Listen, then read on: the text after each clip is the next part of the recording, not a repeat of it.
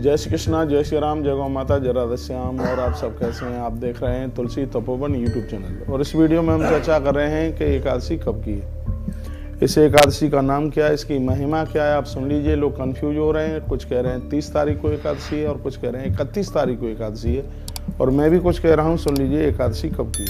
तो सबसे पहले तो धर्मराज युधिष्ठिर ने भगवान श्री कृष्ण को पूछा कि नाम को विदस्तस्या को देवस्तर पूज्यते कसमयी तुष्टो इसी केसा तत्त्वमेव पुरुषोत्तम। भगवान कथिता भाई त्वया कृष्ण सफला एकादशी सुबह। पिछली आपने एकादशी सफला एकादशी की महिमा बताई। अब हम आपसे फूस के शुक्ल पक्ष में पड़ने वाली 11 के बारे में पूछ रहे हैं। ये फूस के शुक्ल पक्ष में पड़ने वाली एकादशी, इसकी महिमा और इस एकादशी का नाम बताइए। तो भगवान कहने लगे, शणु राजन प्रवक्ष्यामि शुक्ला फूंसस्य आभवेत। राजन, फूंस के शुक्ल पक्ष में पड़ने वाली एकादशी लोकानां हित काम्याय। आपने प्रश्न लोक हित के लिए किया है। तो पूर्वेण विधना राजन कर्तव्याश प्रतिनता। जैसे पूर्व में कर्तव्यों का पालन किया है, उसी प्रकार से इस 11 में भी उन्हीं कर्तव्यों का पालन करते हुए वंदन, पूजन, अर्चन और व्रत करना चाहिए। पुत्रदा नाम नामना सह सर्वपाप हरा परा। इस एकादशी का नाम पुत्रदा एकादशी है।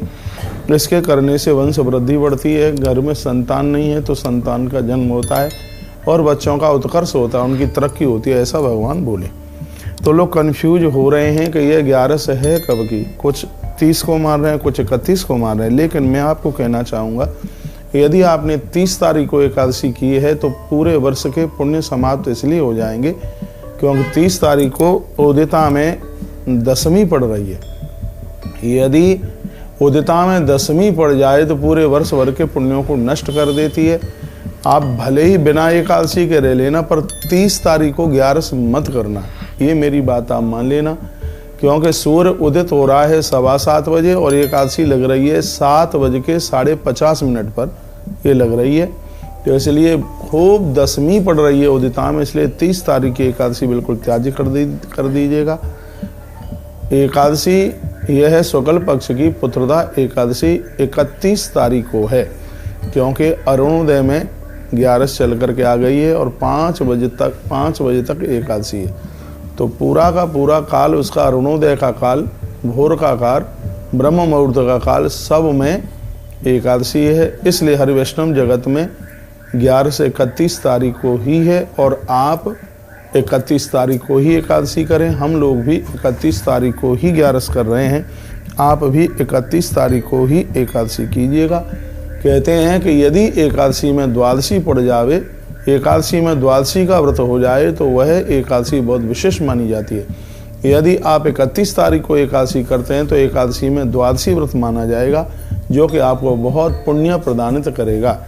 यदि 30 तारीख को उदिता में 11 होती और सप्तमी, और उस समय सप्तमी नहीं दशमी ना होती, तो फिर हम आपसे 30 तारीख को व्रत कराते। लेकिन वहाँ उदिता में दशमी होने की वजह से यह एकादशी बिल्कुल त्यागने के लायक है और आप 31 तारीख को यानी 31 दिसंबर को ही 11 का व्रत करें।